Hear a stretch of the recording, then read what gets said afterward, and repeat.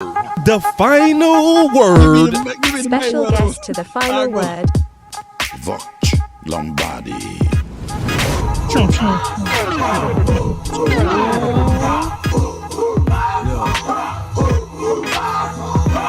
We got him in the building. There he is. Word. Special guest to the final word. VL. VL. Let's go. Like that. VL. Huh? Let's go. We got that Hey, big truck in the game. building. Give me the money, man. Yo. Give me the money, dog. I'm gonna take the money too. I'm gonna go ahead and be illiterate too, big dog. I'm gonna go ahead and be dumb as hell. I'm gonna go ahead and take the money. I'm gonna go ahead and take the money. I before E, except after C. What y'all talking about? Hey, as long as you can count, money, right, Law? As long as you can count money and spell money, you Yeah, he can count now. Word. We talking about Special Mayweather, guest man. to He's the our final friend. word. You know, Oh, okay. Voch Mayweather. Lombardi. Already, man. Hey, who care about reading when you can count? Right. So we'll poll the people that's watching right now, man. Would you rather have Mayweather money and can't read, or can read but don't have the money? You know, post that in the chat. Hire the tutor, bro. That's it. Gracie's corner. You know. You know everybody taking dumb and money. Yeah. Nah, we're gonna get somebody gonna be on there, be like, nah, brother, Special guest I to the would be able final to be so smart to flip it. Lombardi. Okay. Right. The final word. Shout out to Mother Mayweather. No, Shout that out dude. to Mayweather. One of the best to ever do it. Undefeated, baby. Yeah, I still trip out, man. I was watching Black Panther and I heard that chant. I was like, man, that's the Voch. I had no idea. Special guest. I did it. I didn't thought Black Panther was so Voch's sound effect, man. Hey, ain't that some shit? He says the final word. The final word. Like, Voch man, got that fight. time step in people's head, man. Copyright. Nah, hey, I be stealing too, but I just use it anyway. I put it on the shirt and stealing it. On my screen, stealing it. low key, that's an all-time. I be in the weight room, it be in my head. My just Word. Say Voch. Special guest to the final word. Voch. Voch. This is the truth about your drop. I'ma say what others ain't gonna say. We wish we thought of it.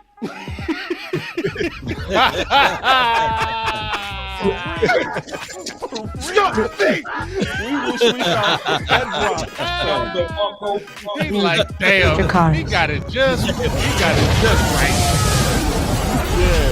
That drop. Yeah. See, I'm gonna tell the I truth. like that one. That drop is stupid. Yeah, It is stupid. like, oh, But he you know beat me what? to it. But He you know beat me what? to it. No, you know what? You can't say that, boss. You can't say that. You know why?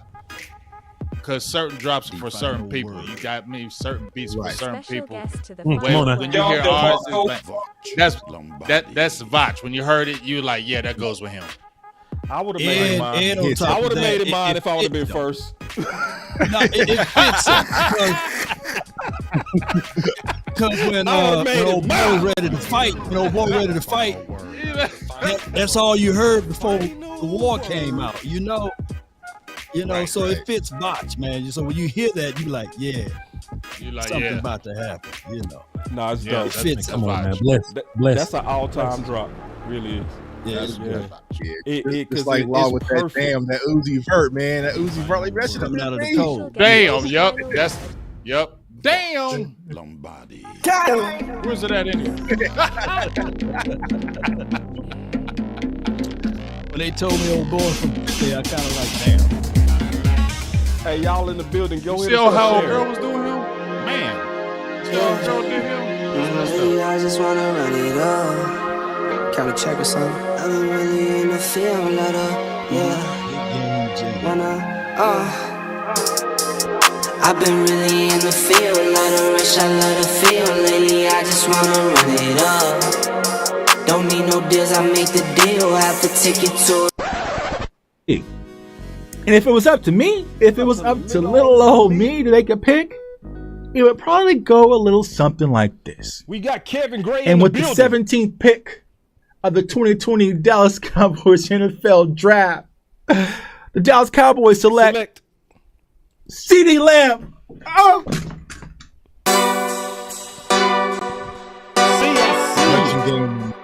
Aisha is in the building. Let's go. Mickey, we see you.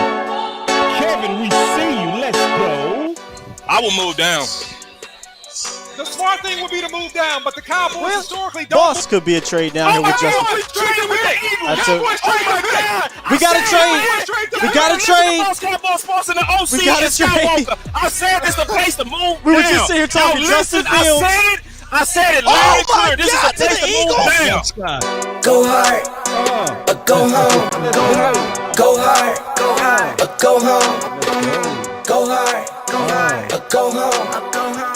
And if I see you in the building, Nick. Touchdown like the end zone. When the circle turn to my home, can't get me out of my zone. Go hard, go hard, go home, go hard, go. I love Parsons as a rush defensive end, right? If you draft him and you put him on the end, turn him into another DeMarcus Ware. Let him rush the quarterback, get upfield, and create damage to the other opposing offense. We got the look, pick. man, here it is. We got the pick. Yeah, this gotta be Parsons. Like, Parsons the best player available. Go home. Yeah, these championship rings on my hands now. In my head, I'm top 10, yeah, that's hands down. You a squad, now you're looking man down. Funny how foes turn to friends now. So the Cowboys just selected Jake Ferguson with pick 129. Hey, I'm good. I love the pick. I love the player. I know that a lot of people will say that this is probably a reach. This is about where I had Jake Ferguson. Really solid player from Wisconsin. He can do all of it. He can block. He can run routes. He can actually make people miss in the open field. Have a race car like a target, I'm caught filling up, I need product again. Treat the business like a playground, might slide on you. Don't me wrong, might slide on you. Do a backflip, cause I'm mad rich, I'm the definition of what that is. Go hard, go home, go home, go hard, go hard, go home, go hard, go hard, go home, go hard, go hard, go home. Touchdown like the end zone. When the circle turn to my home, can't get me out of my zone. Go hard, go hard, go home, go hard, go home. All right. We got us a packed house. And we gonna come straight off the top rope. All right, so we had Mr. Voch Lombardi. Now you just did a 5 video. And we gonna start from the top with your video, and we gonna kick it off with you, big dog. So if you go to Voch Lombardi's page, right here, you'll see him ask a question, guard or tackle. You know, doing this thing. Made a hellified case. I listened to the whole thing today. And we talking about Tyler. All right, so Voch, we gonna start with you. Guard or tackle. Like right now, or like forever, like by the time we get to week 17, the future, as of June 27th, you know what I mean? That's a loaded answer, you know? I know. That's a loaded answer. Yeah. You know, the real life answer is, you know, Tyler Smith did some fantastic things last year at left tackle, but I don't think this about Tyler Smith playing left tackle. This is just about getting the best 5 out there, right? Yeah. And I wouldn't mind Tyler Smith playing left tackle if, you know, I felt better about the left guard position if Tyler wasn't there. You know, I just look at the left guard spot and I got Chuma Adoga and I make an ugly face because Chuma Adoga right there. You know, I got Riches and I got an ugly little face because I don't really know what Austin Rich is going to do. TJ Bass, undrafted kid, I don't know what he's going to do. Farniak is a guy that they believe in, but they may believe in him to an extent. They may believe in him to come in and do Joe Looney things, but they don't believe in him to start full-time guard. So I got questions, man. And I would love for Tyler to keep playing that guard, but I think Tyler top tier enough to do both all year. You know, he played tackle at Tulsa. That was cool. And all off season, they was just prepping him for guard. He'll go to Duke Manyweather and his top tier special magic O-line school that make everybody better. And he shows up, he played guard there, and he did guard all off season, the whole training camp. Just at the snap of your fingers, all right, you got Shaq Barrett week 1. He did it. So that leads me to believe that Tyler Smith is talented enough to do it. The reason why he got to play guard is because Tyron just got to play tackle. And you just can't leave one of those dudes off the bench. Like, you can't put those dudes on the bench. They was lying to us, right? Oh, Terrence could play guard. That's nonsense. Tyron could play right tackle. That's nonsense. It doesn't make sense. If anybody wants to make the best 5, it just got to be Tyron, Tyler, Kratos, and then Terrence Steele. Now, the inevitable is going to happen. It's bound to happen around week 5. It may not even take week 5. It may take the 5th week in training camp. Tyron's going to go ouch. He's going to run to Brett Brown, and then we're going to go back to regular life. But we're going to have to figure out left guard at that point. Unless Waletzko shows up and he's a gangster. But Tyler is a guard right now, but by week 5, he'll be a left tackle. Okay. So when that happened, then what? Shit, Tyler going to be playing left tackle for the rest of his life, and Tyron's going to have to ride off into the sunset. It is what it is. And the guard position is going to probably be what, Matt Farniok? We're gonna have to roll some dice. We're gonna have to roll some dice. Yeah. It's gonna be Farniok, it's gonna be Chuma. TJ Bass is a guy.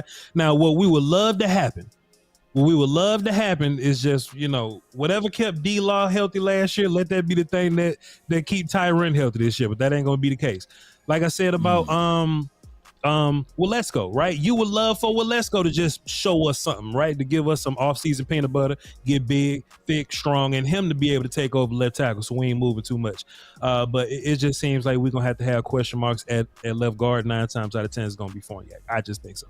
Gotcha. So, Big, how do you see this playing out, big dog? I mean, I agree with Voch, what he's saying, that they're pushing the best 5. I mean, we heard that the whole offseason, just like he said, Tyler Smith was at left tackle. We get to camp, he's at left guard, because it's kind of like Tyron Smith is going to get his way. It's like Frank Sinatra. He's doing it his way. So they're going to keep him out there, and as long as he's healthy, he's going to start. But I got a couple questions for you, Voch. Number 1, it's on the right side, and it's with Terrence Steele, and it's with Waletzko. You mentioned Waletzko. Now, it seems like the team is very high on him, especially Stephen Jones. Now, when I'm looking at Terrence Steele contract, he's on a 1-year deal, $4.3 million. He's going to look for more money, obviously. He was one of the top right tackles in the league before he got hurt, was playing very well.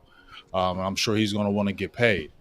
Do you think – there's a 2-part question. Do you think, number 1, are they going to try to prep the Waletzko thing for a possible, change? Because I heard they're possibly talking with Terrence Steele. Do you think they'd lock him up, or what do you think? Because what if Waletzko and shows and he looks good? Do you think that changes their thought pattern with Terrence Steele and the contract? And one last thing is, as far as the offensive line and the offense as a whole, what's the one thing that's really going to make Dak Prescott successful in this offense? If you could answer that for me, please. If Matt Waletzko shows you that he can start, boy, you in a pickle. You in a pickle. And I hate these kind of situations, because now you almost creep it into your mind, this nonsense I'm about to say. Voch don't believe this. I'm just saying, like, this is some nonsense that pops up. You go, damn, we got too many good dudes, and that ain't true.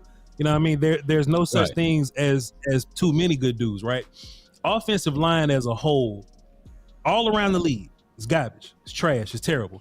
Cam Irvin can play here for 16 weeks and we hate him. Hit the market and immediately get some money from Carolina or something, because he Cam Irvin. It could be anybody that's Jeremy Parnell was the guy. Mackenzie Bernardo was the guy that did that. Chaz Green got money somewhere. All these characters, Flowers that we just kept whooping, and he just kept going. Other teams just keep getting more money. Offensive line as a whole is just a need for it. So I'd be foolish to go, oh, Terrence Steele, leave. I got Waletzko. You know what I mean? And Stephen Jones probably does have confidence in Waletzko, but I think he got that confidence in Waletzko like he got that Daryl Worley confidence. You know what I mean? Like, I feel good about him until we need somebody better. You know what I mean? And the one thing I don't want to get into, man, hold on, man, let me get focused, bro. the one thing I don't want to get into is misunderstanding what kind of team we are, right? We not just team building, bro. We not just roster. This ain't like, I don't know, like some scrub team that's building for, like we trying to contend. You know what I'm saying? Mm-hmm. We're trying to contend. And the one thing I don't want to do when we trying to contend is just be all right with something, right? The Philadelphia Eagles ain't never just all right with something. The Philadelphia Eagles had a great D-line, and they drafted another 350-pound kid. That wasn't enough. They got 2 old 350-pound people off the street. That wasn't enough. They went and drafted another 310-pound just to keep adding because they didn't want to leave stones unturned. Cool. If that's the ops, right? If that's the ops, and they got as many top-tier children as they can find, why would I go Terrence Steele? Exactly. Thank you, Terrence Steele. Exactly. Why would I shoot there? I'm gonna find a way to make this shit work. I can cuss on this show. I can say shit on this show, my man. I'm gonna find a way. I'm gonna find a way to make this shit work, huh? Right. Because look, man, you can't have too many players, right? You can't have too many good players, right? Dak Prescott, and I'm gonna say a lot of good things about Dak Prescott. James, this answering your second question.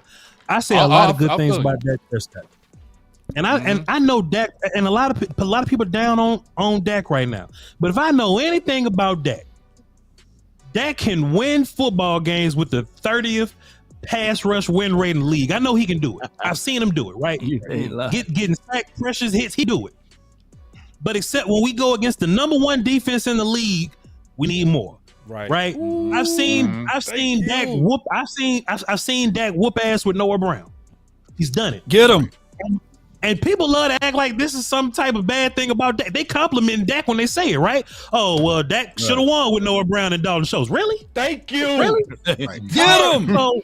So Dak can make Noah Brown. Trust me, James. This all tying in. So please, I'm hearing it.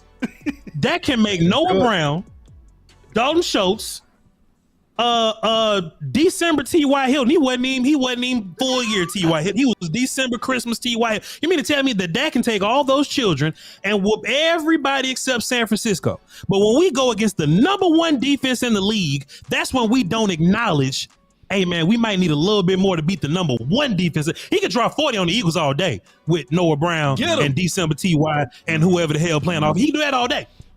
But when you go against that dude, which is the defense of the San Francisco 49ers, which is number 1, you can't afford to just go Terrence Steele. Right. some good player. We don't need you, good player. We'll find another way. Sammy got to step up versus San Francisco. Goddamn. Noah Brown got to do more versus San Francisco. Oh, Matt Fournette could be fine versus no. So I'm gonna take as many dudes as I think as I think can start. As many gangsters, because the ops gonna do that. I'm gonna take as many dudes as I think that can play. I'm gonna find a way to keep them. I'm gonna find a way to play them. I don't think that means put Terrence Steele at guard. But shit, if Tyron get hurt and it got to be let's go at left tackle, Tyler at guard, I know we won't put Tyler at guard, but if that's just what we got to do to make it work, I'm not just trying to shoo good dudes away, because the ops ain't shooing good dudes away for the sake of saving money. We're not team builders, so we don't need to save money. We need as many MFs as we possibly can. Ooh. So no, I'm not showing the MF away. I'm not. I hope that answers your question. Law Aisha had a fire comment. Yes, sir. So you gotta dunk it, bro. I'm gonna lay it up to you. Man. You gotta dunk it. Man. You gotta dunk it, Law. Man. Aisha said this whole thing is pending on Terrence Steele and his return. Yeah. Oh yeah. That's and why I brought him up. Going to head to, man. That's what I'm gonna head to, because if you look at this front 5, he is the only unknown right now. It's the right tackle. You know, when you hear Tyler Smith talk, he said, hey, I'm a left-sided player. You can put me anywhere on that side. I'm ready. You know, and then of course, Tyron Smith, you know, it just when will he get hurt, right? But in practice, I don't he would sit out and go elsewhere. So it is what it is with this particular lineup. So everything is contingent upon Tyler Smith if he's able to get out there and lace them up. Granted, if you talk about Matt Walesko, one thing that I got to say with the Cowboys front office, whether it's Matt Walesko or Joshua Ball, I'm like Dr. Strange over here thinking of 1,000 possibilities of not having him on the field, by the way. But I'm going to say this, though.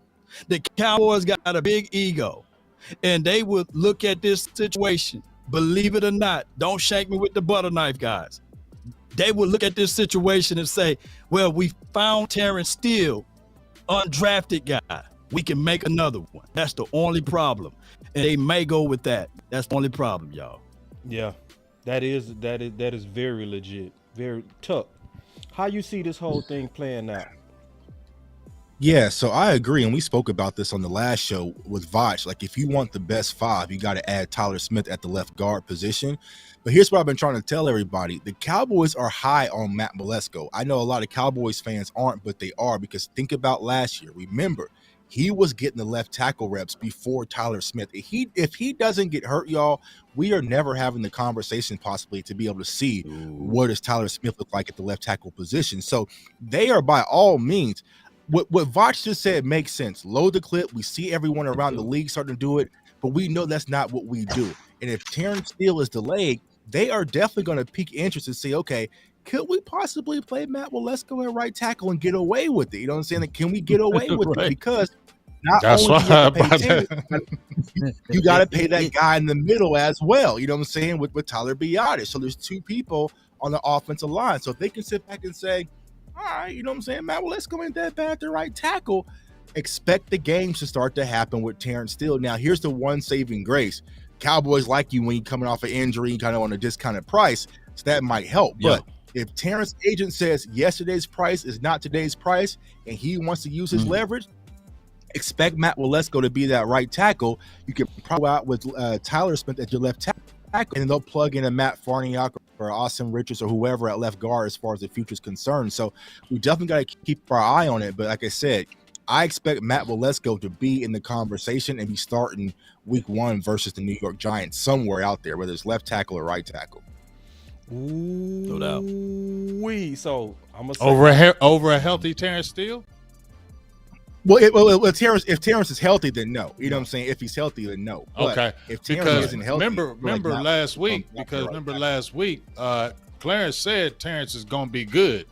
And, you know, he's been practicing without his brace, but he said he's going to be good for week 1. Now, I don't know. He said that on the show, right? I don't know.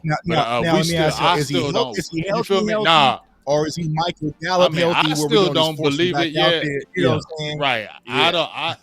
I still don't believe it, but I will say it is easier, Voch, and Voch, you can attest to this maybe, that it is easier for maybe a offensive lineman to come back from a knee injury than, let's say, a receiver or a corner or possibly even a running back. We're leaning on you, Voch. Yeah. You know, right tackle knees ain't like wide receiver knees. You know what I'm saying? You know, we're more so pushing people over, like it's the motion that we are, like we're over our knees more, and wide receivers like pushing off the it's weird, and I can't explain it, right? But we're more so concerned about our ankles and our knees. You know what I'm saying? You know, wide receivers got to do that whole plan, push off and change direction thing. Once I latch onto you, then my weight more so goes bottom. You know what I mean? Like I'm going down more. Wide receivers got to lean, and then they got to cut. They got to turn this way, then they got to cut. They got to stop, drop their weight, chop their feet, then turn and got to cut. Terrence is really only gonna latch on to somebody and pushing one direction at a time. So no. It's a lot less on our knees than it would be wide receiver. I know I did a terrible job explaining that, but I didn't expect y'all to ask me about hurt O-line knees. But once we latch on, we only really pushing in one direction. Wide receivers got to push and change multiple times. So there's a lot more going on with wide receiver knees and O-line knees. And real Terrence quick, should be fine. Is basically what I'm saying. Go ahead. Yeah, you good. So I think we're gonna be starting week 1. I don't. I actually don't think Terrence Steele will be starting week 1. I don't. I do not. I don't believe it at all.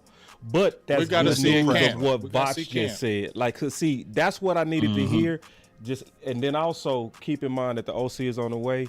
This is a day when we got like offensive lineman gurus. I want to sit back and listen to them real quick on some things. And I'm glad you talked about that, Voch, because that was one of the questions that Big asked you that I was going to ask you as well. So appreciate both of you. I want to run one more thing by you as well and just kind of understand offensive line just a little bit better from a coach and somebody that's a good offensive line teacher like yourself and anybody else that want to kind of give input on this. But this is, you said on one of your videos, and I'm gonna use this diagram, okay? You said that it's easier to be a left side player, okay? Yes. Than it is to be a left and right side player. So, Right. and because right now what they've been doing is they call Tyron Smith ambidextrous. So I'm gonna want you to talk about that as well. But on the left side, I'm thinking that Tyler Smith is the linchpin of everything. So when you said is he a tackle or guard, but you said that it's better for him to be on the left side, I'm thinking that they go start it off with Tyron Smith on the left, Tyler Smith at the left guard. Matt Walesko, I think, is going to be the right tackle game one. That's just what I believe. But then if Tyron Smith goes down, that's why I got this diagram, they go move Tyler Smith out. Then they go move the best guard, whoever won at that training camp, into that spot until Terrence Steele come back. I hope y'all liking this diagram because I'm killing this. So I'm that's pretty dope. Yeah, you freaking it. You are freaking it. You are freaking it. So Voch, yeah, I was. You had me paying. You had me paying attention, dog. Fire. You have me paying attention too, man. Go give yourself a yo got fired. Oh yeah, I'm gonna give me that. Let me go. Dracarys. Let's go. So Voch, like, could you explain that left side and how you seeing it playing out, like, and the difference between and why it's so hard to go from left to right, big dog? Please explain that to us, sir. Well, it depends on the type of player that you are, and you know how you built, how your feet move, how powerful you are, and I understand this because I played center back in the day, so I had to move both ways. And I would have different post foots. Your post foot is your forward foot, and you wouldn't cross your forward foot. You would never drop your forward foot, right? And what I would learn is I move better going left because I'm right side dominant. So I'm powerful pushing off of my right side, moving left. So I can get a bunch of good movement off of that. What I would hate is if we would have to pass protect that way. Now my left side is forward. My left side is a little more weak, and I got to push off my left side. So my movement going right isn't as good because my left side is not as powerful, right? Same thing with zone blocking in certain directions. Same thing with pulling in certain directions. Some sides just feel better. So when you have players that's going side to side or whatever, they may be left side, right side. Typically, those players are ambidextrous, or they just end up playing center. Some people think that centers are just bad guards. Most of the time, people play center because they can move equally both ways. So my thing about Tyler is I'm not sure if he can play both sides. The Cowboys just haven't given me that information or not. What I do know is that Tyler can play guard and tackle. That's a whole nother can. Wait, Voch. I don't mean to slow you down, big dog. What I want to do is use this diagram as you explaining it. Because you seeing it in your head. I want to slow me down and walk me through it, big dog. Okay, so if Tyler's on the left side right now, his post foot would be his right foot. So his right foot would be up. That's his power side, and he would move with his left foot. He would kick with his left. If he just feels good on this side, and he's been doing this since college, right? If that's his side and that's the mechanics of his side, then it's all like a machine, right? I can write with my right hand. I can write with my left hand. It's just not as neat as my right hand writing, right? But I can still write with my left hand. So Tyler has this mental set of things that he can do on this left side.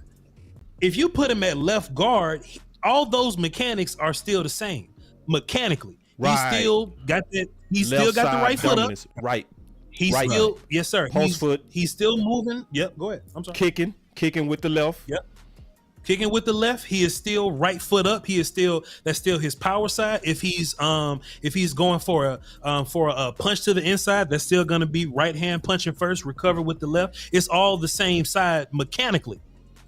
What makes guard and tackle different is how fast it happens on the inside. Right. If I'm a guard and I got a one tech in front of me, I can't kick 3 times and engage this guard. Well, one, because he's so close to me, I got to engage him. Two, my quarterback is right on my back hip here. He's on my right hip. So I got to engage him a little bit quicker than I would at tackle, right? Because if you're a guard, if you're a D tackle, the quickest way to the quarterback is kind of through you, right? So I can't afford to kick 3 times now. I got to really just pick my feet up and engage you. It happens fast. It's like snap the ball, engage.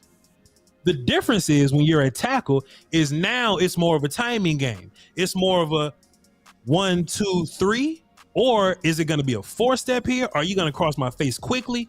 Do I have to go from a 3-step kick into a quick set? Do I get, you know what I mean? It's a lot more chess involved, right? So that's why when we look at tackles, we go, oh, well, he's an athlete. He may not be powerful. We hear this all the time. He may not be powerful, but he's an athlete.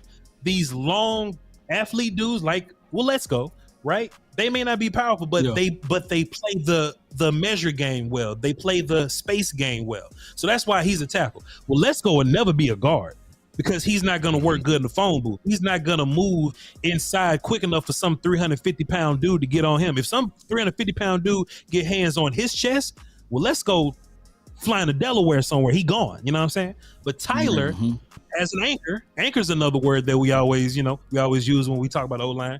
How fast can you get to your anchor?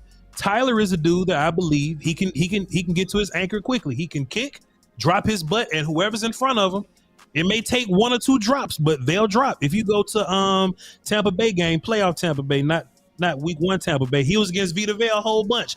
Vita Vea, one of the strongest gentlemen we shouts out to Aisha, got me saying gentlemen, one of the strongest characters we got out here. And Tyler Smith will latch on to him. He will latch on to him, drop his butt, boom, one time, and people stop moving. Tyler is powerful. Well, Let's Go is not powerful like Tyler is powerful. Terrence is not powerful like Tyler is powerful. Terrence may not be powerful like TJ Bass is powerful, but you see Zach Martin is powerful like Tyler is powerful. Why does power matter? Because you got to be quicker because these guards are right on top of you.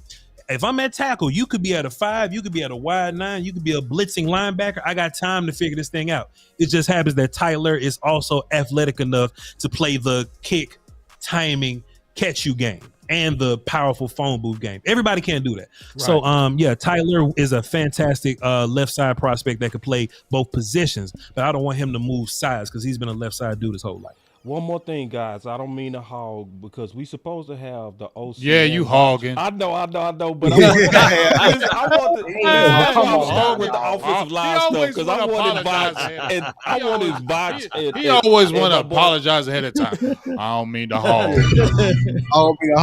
I don't mean to hog. Let me ask 2 more questions. But let me ask you 7 more questions. Let me just get 7 more. We go into a topic. We go all tackle. Okay. But when we're on offensive line, bro, I'm gonna back up just a little bit. Because I play corner, bro. I would be so phony to try to go through the nuance like Voch did. I would be. Shout out to the DBs though, man. We played the real positions out there, man. Hey, we were clean all day, baby.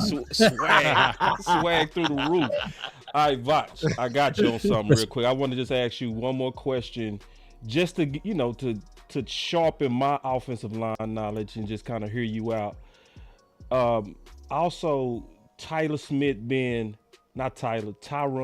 being ambidextrous. Okay. So how does he factor to the equation? Because like you was talking about, obviously you being a right side player and a right side player, it made your punch and your kick make sense with the way that the side that you was playing on, or center, right? Where you was comfortable. When you ambidextrous, you can write with your right, you can write with your left, you can throw with your right, you can throw with your left. So what does that do with the flexibility of Tyron Smith, sir? And just kind of explain that in this best 5 scenario of how it could possibly play out. I don't really think Tyron Smith ambidextrous. I just think that he got bullied by Tyler Smith. I ain't gonna say nothing though. Yeah. I just think politics played a part, and it just happened that Terrence Steele got hurt that week, Gotcha. I do believe that Tyron Smith rolled out the bed one day and said, "Hey, we don't want to disrupt what's going on with left tackle." Yeah, that's what happened. But allegedly. I don't think Tyron was ever gonna be like, because look, Tyron didn't go, "Hey, bench me, Tyler going crazy." He didn't say that. I think it just played out for everybody that Terrence got hurt when he did. Terrence got hurt, and then Tyron was able to play right tackle. I don't know how ambidextrous Tyron was. I just think that we had and when I say we, I don't mean like us, I mean like them. I just think they had faith in Tyron as a player that they just wanted to try him at right tackle because they thought that he was good enough. Look, I ain't never seen Zach Martin play left guard, but I'm sure he could do it. You know what I mean? I ain't never seen Zach play center. Zach played tackle in college or whatever, but hey, Zach is good. So in my mind, if Zach is good, hey, let's just put Zach here just to see if it worked because he good. I think that's what they were saying about Tyron Smith. And Tyron looked like a dude who hadn't played a whole bunch of right sides since he went to USC and since he sat behind Doug Free when he got here in Dallas for the first time. So I don't think Tyron went to right tackle. Oh, Tyron's ambidextrous. Let's move him. Right. I think Terrence got hurt. And I just think they weren't going to move Tyler, and I just think that they wasn't gonna bench Tyron. That's all I think. Gotcha. All right, so here we go. Now we get ready to have some fun. And no other options because Peters wasn't working out, and Ball was getting smoked over there at the right tackle as well. So soon as Tyron came back, like just gotta get him on the field.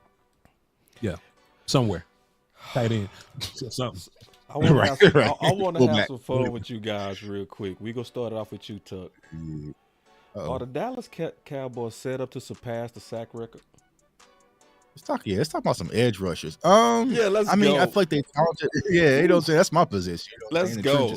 I feel like they're talented enough. I feel like Sam Williams is going to take a leap. I know Voch dropped the video on Sam as well. I feel like Sam's going to take a second-year leap. You have Micah. Micah's going to do Micah things to Marcus Lawrence. And you have some other guys. I feel like with Overshawn and, some of these linebackers are going to be a lot faster. So we have the capability to do so. I don't think we will, you know what I'm saying? But I feel like we are talented enough to do it. But I don't think we will set the sack record, though, to be honest with you. Okay. All right. So I'm going to go ahead and go and say it. I think we go get it this year. You said no, we're not? Who said no, we're not? Big, was that you? Who was that said yes, no, it was me. And I love our defense, but we ain't getting the sack record. We're not getting the sack record. Come on, man. I'm finna make the case. Record? Hear me out. Hear me out. I think we go get the sack record, bro. Hear me out. I agree. Drinking, he drunk on Kool-Aid. No, I ain't even drunk on it, bro. Like no, for real. You are drunk. You got an extra game to get it. No. Listen, bro. Listen. Hear me out. I'm gonna make a good case on this. I agree about it. Yeah. See, there we go. See, see. Now, hear me out. It's because we was on pace to break it last year. Mm-hmm. We was on pace to break, but see what kept giving them an out. Corner 2. Come on, boss. Two things happened, boss. Tell them what happened. Two things happened, boss. Tell them what happened. Corner 2. Tell them what happened, boss. Corner 2 kept giving them an out. You know what I'm saying? Right. See, we got that corner 2. Now we got corner 3 with Bland. So when you tighten that coverage up with Bland, you tighten that coverage up with obviously Diggs and then Gilmore, bro, that's gonna create more time. You know what I'm saying? How many did we end up with last year? 54? 60 something. We took out, right? 60. I mean, 60, but then, 64.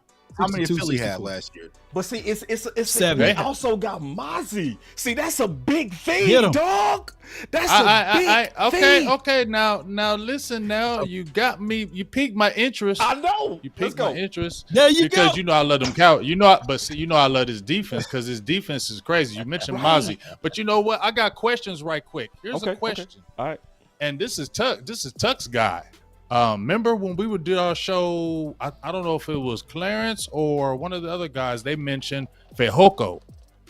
They said they said Dan Quinn really likes him. Right. So, dog, do y'all think he could get a tick? Let's say like a Dante Fowler. Now Fowler's there. He's got pass rushing ability. We know it. I like Fowler.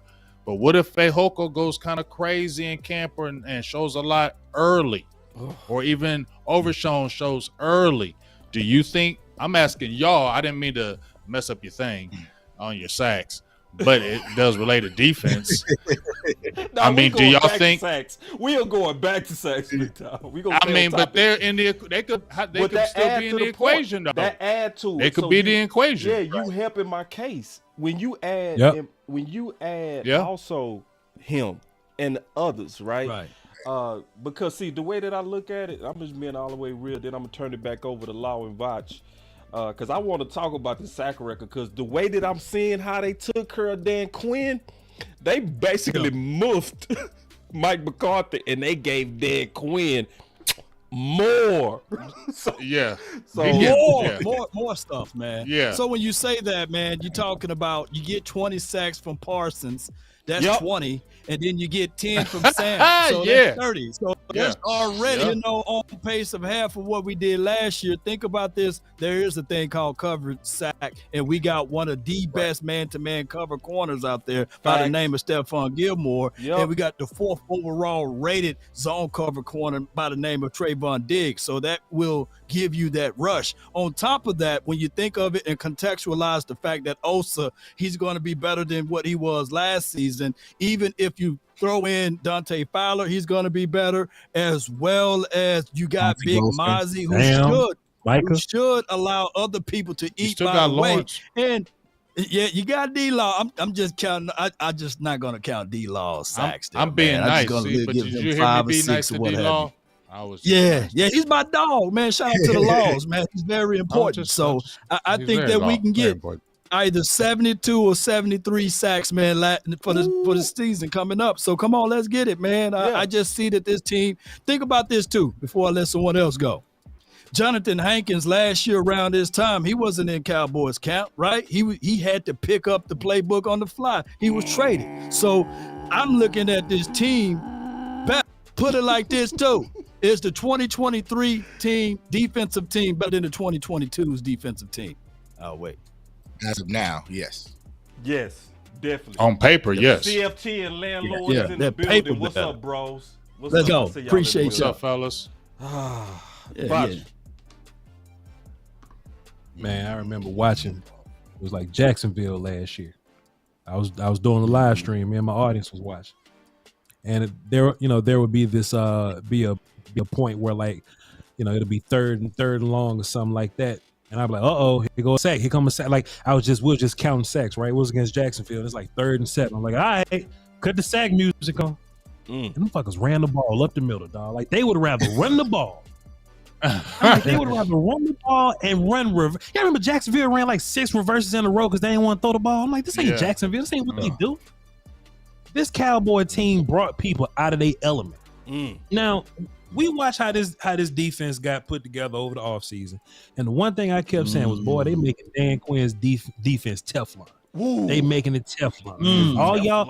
All y'all guys play defense. Yep. I'm the only offensive guy on the phone. It's all good. But the best way to shut down sacks is quick game, catch and throw, and run game. And boy, we was just watching teams catch and throw on us, and I was sick.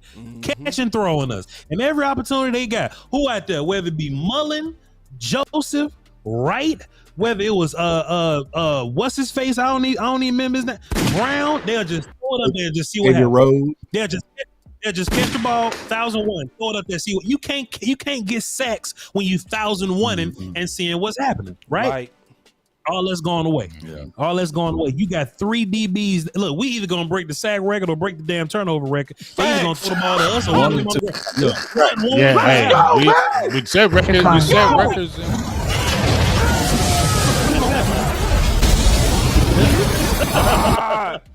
Yes. I look at the idea. Dan had to be sick. Dan was looking at his D line, but like, hey man, we had to do this to fix the run. But I'm sure Dan Quinn was sick of how much Carlos Watkins had to play. And look, Carlos Watkins was a very good run play, but Carlos Watkins not giving you nothing pass rush wise. Right now. Mozzie's gonna upgrade you on the run department with Carlos Watkins regard. But you mean to tell me Mozzie Smith is explosive enough to add 3 or 4 or 5 maybe extra stones? Shit, that's 3, 4, 5 right there. Donovan Wilson gonna give you a little bit. That's about 3, 4, 5 right there. Right. Overshawn just gonna be all over. That's like 1 or 2. Sam Williams gonna get better because Sam Williams gonna get play time because Sam Williams gonna take Dorn's job. Hey, come on, listen, man. Listen, tell you something, man. Listen, man. They made Dan Quinn's defense Teflon, bro. There's nothing they can do. They hooked him up. They hooked him up. You know what he did? He went in the office. He went in the office and said, "Look, You trying to win this? If I come back, you better give me what I want. Right. You feel me? All my If I come back, you better. You feel me? If I come back, you better give me exactly what I want. And did he not run the? He got a defensive tackle since '91, y'all. Yeah. Right. Hey, honest. You right, Voch. You right. He's the Don right now. Ooh, he is. Plus, hey, we're not leaving out Armstrong. Armstrong will get his too, y'all. Some people say we got Armstrong. Armstrong will get his too.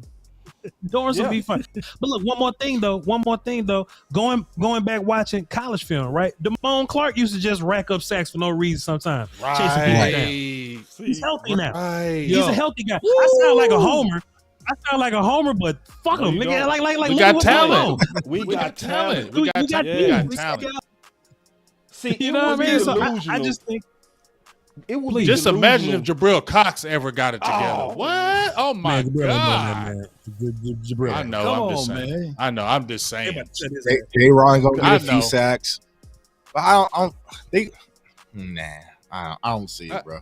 You don't see it. But they gonna be close. The sack record gonna be hard. Now that's a hard one. Because like we said, we got 17 games. We're gonna have to prove that we can stop the run first. That's where the team's gonna try us. You know what I'm saying? So we're gonna get a heavy dose of Saquon out the gate. So if we can stop the run and prove that we improve and force teams to have to pass Saquon ain't the never ball, really killed us though, Tuck. Yeah, I mean he's always good for one. He's always good for one. He's good for that one big run. run. We gonna stop the run, bro. But what I'm saying is that the Giants are going to test the run defense. You know what I'm saying? Right. So we're gonna have to show improve. Our run defense has improved before teams going to drop back. It's like Voch said, a lot of teams just figure like, nah, bro, I ain't gonna sit back here and put the ball in the air and let y'all sack me or let Trayvon Diggs get this interception. We're gonna run this ball. We're gonna muddy up this game and make it slow. You know what I'm saying? So, they're gonna test us. We got past that test. So we go past. Right. So we're gonna pass that test. Stop the run. Then it's gonna open up for our defense to really eat. So. Yeah, Jay Tuck. I got a question if y'all don't mind. I'm just gonna put this out on the panel, right? Let's go. What if, and it's just what if, man, because I'm just a homer. I ain't nobody. I'm just about. What if Mike McCarthy and Schottenheimer and the boys, right? What if they put this thing together to where we can finally score on the opening drive? We can finally catch a lead early. Oh, what if they finally do it's that? over. You know what I mean? It's over. Think about the Indianapolis game last year, right? That game was close to like the fourth quarter. Then 40 points happened. If you look at it on paper and box score, you'll go, damn, boy, Cowboys beat the shit out of Indy. But really, the game was close till the fourth quarter. Then they explode. What if we get into that groove where we scoring and we up 14-0 going into the second quarter, something like that? So we get these teams in these must-pass situations early. How many sacks do you get off of that? It's too many things that's going into play that would just indicate that we can just get. I can't do the math. Law is what 13 more sacks than we did last year to break the record. Like all things are pointing towards that direction. Then Micah boxing and shit. He working with Lane Johnson and he doing jujitsu and shit. And Micah wrestling lions and shit. Micah see Voch last year, bro. Real quick. Hey, Voch, I got this though. Hold on, boss. Hold on. About that Mike trying to get paid. Think about this though. Think about this though, boss. Think about this though, boss. Yeah. What Voch is saying right there. Here's the key. You just said that what if that offense is good where we get leads, right? Well, didn't we have leads last year, but we lost them? But here's the key. Now maybe we have the coordinator and things that they don't do the goofy things. They do the right things. And now your defense doesn't have to feel like it's wasted effort because you know your offense is going to do the right things. That's when it goes hand in hand and you really start dominating teams. Come on, I'm gonna jump in real quick, guys, on that. Oh, there he is. Yeah. Let me jump in real another quick. Hey, listen, Cool J. Yeah, absolutely. Is hell. Yes, sir. Salute, man. And look, man, if the Cowboys do that, I know y'all just got me on audio right now, but look, at the end of the day, man, video. All right, good, boss. Yeah, thank you, boss. We end up really leading the team in the NFL in sacks, and I think we're a top 3 defense. I also think that a lot of these games turn into blowouts late because we've broken the other team. That's what I think is going to happen because the commitment to the run game with the run scheme of Brian Schottenheimer is going to cause us to wear down teams and be able to exploit you with the big play off a play action pass. And so that's what I think, and how it unfolds if we're able to just jump up late and force these teams to get into obvious passing situations. All right, I gotta pause everybody real quick. This is something I've been wanting to see for a long time. I wanted to see a film session with the OC and Voch together. Okay. And it is Hankins versus Kelsey. I'm finna just turn it on, and I want to just hear y'all thoughts. I'm just finna turn this thing on. And I'm gonna sit back and let y'all boys just kind of hash it out on what you see. So here we go. Here we go. The OC. The film breakdown. All right, so here we go. All right, so we gonna pull up the first drive, and all I want to do is tell me what do y'all see in terms of Hankins versus Kelsey. Y'all can talk over each other. I don't give a damn. I mean, you see a bull rush and you see giving up ground, and you see a quick timing pass, which is a quick release ball. So it's of non-effect. You know, if you get beat on a bull rush, you want to get beat actually slow. Actually, hold on, was that Kelsey or was that the guard? Run that back, boss. I think that was Kelsey over Hank.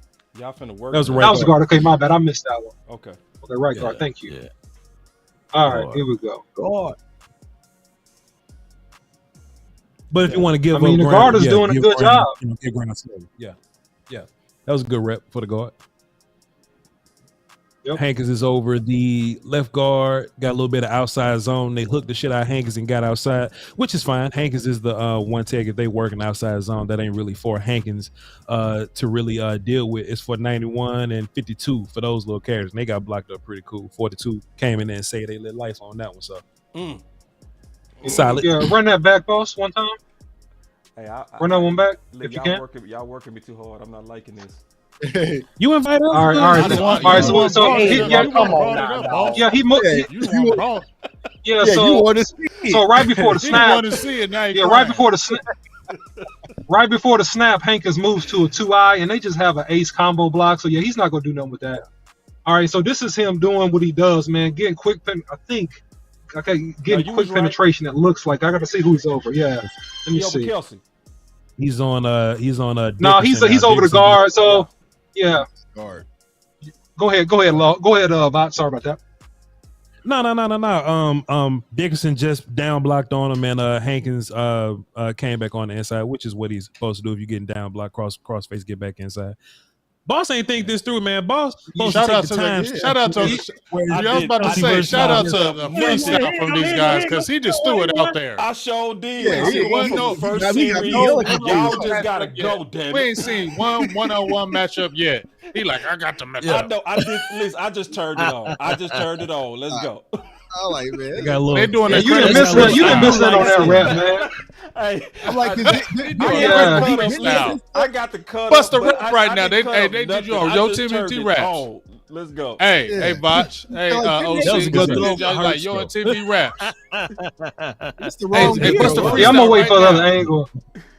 It's the wrong season. All right, here we go, man. So look, man, Hankins is lined up as a one technique. He gets double teamed. They do a good job with him actually controlling him here. He looks like he's tired, man. He's just taking up space, man.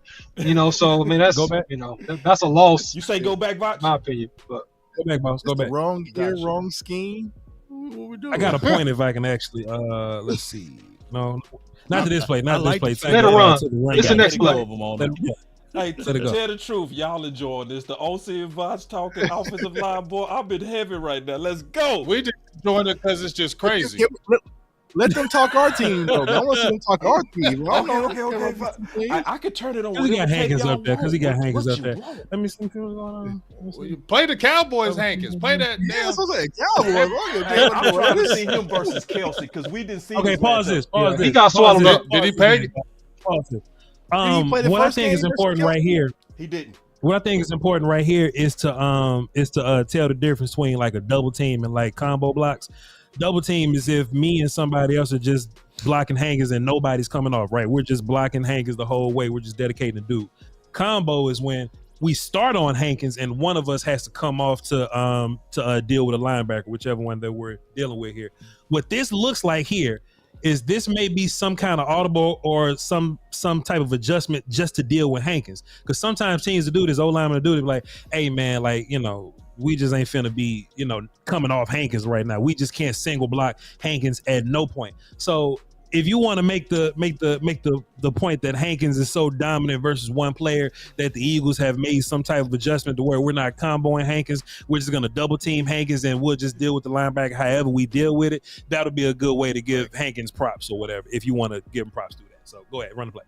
Yeah, and that's a great point, and I'm gonna piggyback on you on that, Voch. So what you end up seeing here is a cutback, right? They plan a double team on front side, but immediately when a running back gets the ball, he immediately cuts it back, and so that's showing a lot of respect to him, man, with that double team. Yeah, you can go back. Go back. Y'all want me to go back? I was gonna. You can keep it running. It don't matter to me. Yeah, go ahead. Go ahead. Can y'all explain to some of the viewers like how they can tell what's the zone blocking scheme versus gap blocking scheme? Because a lot of people don't understand that. Because when we talk about outside zone, inside zone, they might not understand that, you know, just from the layman's term. So can you kind of explain the differences and the nuances you're going through, you know, as an offensive tackle or guard, trying to do one block versus a gap? My bad. I'll give a little bit, then I'll just bounce it to. Yeah, I'll give a little bit and I'll just bounce it to Voch real quick. So, I mean, inside zone versus outside zone, it's all about footwork and your target points, right? So if you're running inside zone, your target point in terms of contact off your second step is not as wide. It's not going to the outside of the shoulder pad, right? It's going more so closer to the center line, inside of the chest plate. Outside zone is more so of like a reach block. And really, when you talk about zone, you got bounce, you got bend, you got bang. You can bounce the ball outside. You can bend it back with a natural cutback, or you can bang the ball inside between the C and the B gap, or the A and the B based upon the scheme. So just in general. But go ahead, Voch. You got it, bro. So gap versus zone, I think Tuck mentioned that also. That goes hand in hand with what I was saying earlier. Typically, double teams happen in these man type run games or whatever, because hey, we're double teaming this dude. If me and OC are guard and tackle, we go, hey, we're double teaming this dude. That's the play. That's the job. Why is that the play of the job? Because the offense needs to be, all right, so we're gonna run off Voch's left hip. That's the read. Right? Like there's no decision for the running back to make. Me and OC are moving B gap because we're going off Voch's left hip. There's not a lot of room for, you know, changing our mind and moving and making decisions. Zone is when, all right, it's me and OC and we're dealing with this gap. This is my gap. If we're inside zone running to the right, I'm a guard. B gap is my gap. If there's a man in B gap, it looks like I got him. But OC got C gap. So if this dude in my gap end up in OC's gap, that's not my man no more, because I don't have this man. I got this gap. If that man is in my gap, then fine, I'm blocking him. But if he's in OC's gap, that's his. Even if he starts over there but ends up in mine, that's my guy. So that's the difference between zone and man, inside zone and outside zone. Inside zone works more upfield. Like I may step and then we may work upfield. So that's, you know, your handoffs, your inside zone plays, your zone read stuff. Outside zone, we're working more sideways. So that's for sweeps, that's for your jet stuff, that's for your tosses and things of that nature. So inside zone, we're working inside. We're zoning inside. Outside zone, we're zoning sideways. We're zoning outside. So that's an easy way to differentiate the two, or the three rather. And to piggyback just on one point, to super simplify for those that don't watch a lot of film and stuff like that, zone, you're blocking an area. You don't have a man. You're blocking an area. So you're blocking the immediate gap to your left or right. The difference, what Voch explained beautifully with the inside zone, is that it could be a quick mesh where you're working up inside versus you're reaching all the way to the outside shoulder pad or the outside gap if you want to be exactly specific of your particular play, right? So you're blocking whatever shows up in that gap, okay? So if you step zone right and something shows up to your outside, you got it. If it goes away and it goes inside and you stepping out to the right, you don't pivot back and block the man that's slanted inside. You continue to work up to your gap, right, to the outside, and take whatever comes across your face. Hold on real quick. I got to pause both of y'all. Listen, I'm going to tell everybody in the chat. If y'all call me Boss Moore, I'm gonna start shooting y'all. I'm telling y'all right now, I'm gonna kick you out. Don't you ever call me Boss Moore. You can call me anything. You can call me. You can talk about my mama, but you bet not call me. Wait a minute. You shouldn't even say that, dog. You shouldn't have said that. They're gonna go crazy now. Try me. You They coming, dog. I just want to let everybody know I will shoot up in this month. You understand? Best zone blocking team that I've seen. No, you are not gonna call me Boss Moore. I know y'all joking, but you're playing too much. All right, let's go back to the fence. Hey, the best zone blocking team that I've seen last year was the 49ers. They do a lot of zone block runs, and they only have one known. And maybe y'all two can let me know, but they only had one known offensive lineman. That was Trent. But everybody else, they just blocked that area, and they trusted the running backs to create that space and opportunity. And when it was time to get the pad levels inside or what have you, or low, those offensive linemen were able to do that. So is the zone scheme, Voch and the OC, is that a scheme for us, this Mike Solari scheme? Is that a better scheme for us for the 2023 season, juxtaposed to what we were doing last year? Honestly, I don't think we're gonna know what they do until we see them do it. Honestly, you know, this is a brand new thing, and they cutting the fat and they getting rid of the dead weight. We don't know what they're gonna keep. 9 times out of 10, it's still probably gonna be a zone look with some inside zone and outside zone, because most teams doing that anyway. But I don't think Solari is gonna come in and, you know, change anything about how we do anything big offense. But it may be like some technique things that we do with the O-line and stuff like that. And in my opinion, I don't know. Real quick. Yeah. Just real quick. Y'all clap it up for the OC and Voch, man. I'm just, come on, like listen, I'm just sitting back enjoying this. Clap it real quick. I've been waiting to see this for a minute. I just turned on some film and said, start talking. Goddamn it. Just start talking. Let's go. I'm just enjoying this. Y'all better show some love right now, because y'all got two of the best in the building. I need to see some fire emojis. I need to see some likes. I need to see some shares. I need to see some super chats. Quit playing. Let's go. Go ahead. My bad. No, man, salute to Voch, though, before I make this point, man. Voch been at this for so long, man, and he's definitely the OG doing this stuff. Got tons of great content out there. Been doing film breakdown for years, man. And, man, you know, so can you hear me? Yeah, you good. Yeah, we got you now. No, okay, cool. You good. All right, cool. All right, cool. Now, so I was just saying salute to Voch. I think that if you look at the San Francisco 49ers, back to your point, Law, is that what they did was a lot of G blocking schemes. So they ran a lot of power, and they really double teamed a lot front side. And so they would trap with the guard backside or front side in man on the line of scrimmage. And so I think that if you look back at some of the Seattle film back when Brian Schottenheimer was there, I think that he'll incorporate some of the G blocking schemes, which is more like power football with kickouts and angles and getting bigs on smalls and backing on people and stuff like that at the end man, from the end man on line of scrimmage perspective. I think you will see zone, because everybody in the league, to Voch's points, runs that traditionally inside and outside. But I think be aware of more double teams front side and G blocking concepts. I think you will see a little bit more of that this year, in my opinion. So OC, I'm not sure if you caught it earlier. Voch had mentioned about, Tyler Smith being kind of athletic, but not as athletic as Matt Waletzko. So Brian Schottenheimer, when I did the film breakdown, he does do a lot of power schemes where you're pulling backside. So do you feel like Tyler gives us the best option at the left guard, especially if you're pulling and wrapping around and running a lot of trap and a lot of power plays versus, Matt Farniok or Austin Richards? So I feel like that kind of hints that Tyler Smith will be better suited at that left guard position, what we started about, because you get that athleticism alongside with power. See what I'm saying? Facts. Yeah, and that's a real good trap question, J Tuck. I love it, man. I love how you phrase that up, bro. Hold on. Just real quick. Perfect. Hold on. I saw some Voch. I saw what you was doing. Don't tease us like that, big dog. Yeah. No, go ahead and do your own film, big dog. So if you got some, yes. Well, I was just doing some. But go ahead. I don't want to. Okay, you know what I'm saying? Let me know, because I'm. So go ahead. Go ahead, Voch. Yeah. Go ahead, Voch. No. Answer that question, You can't OC. tease like that, Answer that Voch. question. You can't answer that tease. question, OC. Okay, go ahead. Let's go. I'm loving this. yeah. Ooh, wait. Yeah.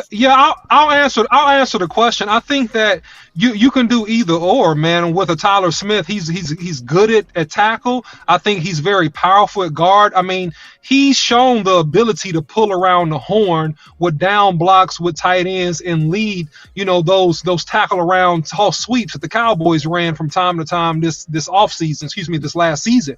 So can he pull and trap from the guard position? Absolutely, man. He's powerful. He's a road grader. He's a dog. He'll knock people out. Yes. I mean, he's obviously the best solution at left guard, if you got all 5 guys healthy. But the question is that, short term, long term, it's a lot of different opinions about that. But he can play guard or tackle. I think as long as he's left side, he's going to be very, very, very good, if not Pro Bowl-ish for this team, in my opinion.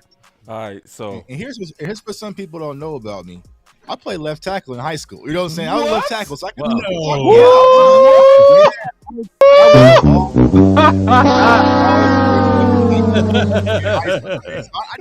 know some of the lingo. I got the calls. They said, "Oh, absolutely not." You know what I'm saying? He going all deep. You know what I'm saying? So I know a little bit of the lingo. You know what I'm saying? So, go ahead, Voch. Drop that film session. Oh, hold on, my button didn't work. Oh, but hold on. Let me see, because I got a button for you. Let me see. You set yourself up for this. You know you did. You already know you did. Who? J Tuck? Yeah. I'm trying to. J Tuck. No, God. No, I was all state left. Please, no. But man, no. Now, here's what happened. Our coach lied to me and said I was going to be playing tight end. He had me playing left tackle. You know what I'm saying? No. You my dog, Tuck, but no. I was all state left tackle, man. He all state left tackle, man. Leave Tuck alone, man. You were so athletic and moved him to linebacker, man. Come on, man. Leave him alone, man. Come on. See, but now understanding the game, I understand why I play left tackle, because we ran a lot of counters. That's how I pulled a lot. You know what I'm saying? So I was out there just balling. But yeah, go ahead. Go ahead, Voch. Go ahead, Voch. I want to see the film, man. Number one bullshit guy. We do the wee woo. Come on, Tuck. Come on, Tuck. Left tackle, man. Number one bullshit now. Oh, so let Voch get to the film. My bad. Come on, man. I'm just messing with you. Let Voch get to the film, man. He just messed me up. They don't know that line for real, man. That's good. Hey, Voch, I think I saw this cut up on your channel, man. Actually, the cut up you're talking about right now. But go ahead, bro. Rock with it. What you got? For sure. I just happen to have some film. I got 3 plays I want to show if y'all don't mind. Let's go. Earlier we was talking about the difference between guard and tackle pass blocking, right? Well, look at Tyler right now. Tyler's at left guard, and look at how fast Vita Vea gets on him. Let me just hit play right here. Look at how fast Vita Vea gets on him. Snap, boom, and you have to be able to latch on to guys quickly like that. You have to be able to take 1 step, maybe 2, and then latch on to guys. Boom. And look at the difference between him and Jason Peters right now at left tackle. He got 1, 2, 3. You know what I'm saying? It's more of a timing game. It's more of a when do I engage you? It's all about arm length. That's why, draft season or whatever, hey, who has the longer arm so I can touch you first? So but what spacing is a big important thing. So just wanted to give a visual on how fast it happens at guard or how fast it happens at center. Take a look at Biadasz and Zach Martin right now. It's even faster right there when it's a one take on you, So that's why guys like Lesko probably shouldn't be playing too much guard out here, Man, that's ridiculous, Voch. And I 2,000%, real quick, I 2,000% agree with you on that, Voch. It is no way in God's green earth that you should put Matt Wolensko at guard, because first of all, he doesn't have the power. And what you saw there on that last play you showed, you saw that if Tyler Smith sit down on the bull rush and he controlled the guy with his inside hand. And he adjusted, and Matt Wolensko is not going to have the leverage or the bend to be able to do that inside. Go ahead, Voch.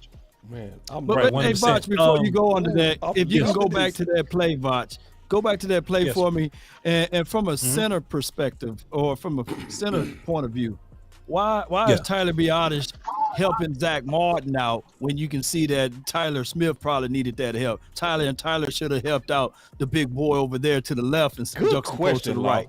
Damn good question. Well, because I think in this situation, we have what we call like big on big block. So the left side is big on big on big. That means like Peters is blocking 98 or whatever, and Tyler is blocking Vita Vea. But the right side is different. The right side is more so blocking gaps. So whoever's in C gap, that's who Tyron Smith got. Whoever's in B, that's who Zach Martin got. Whoever in A gap is who Tyler has, Biotish has. So 98 or whatever number it is, he just happened to be in Tyler Biotish's gap. So Tyler can't leave to go help Tyler right now because that'll put Zach Martin in a bad spot. Zach Martin is actually helping Biotish in this situation.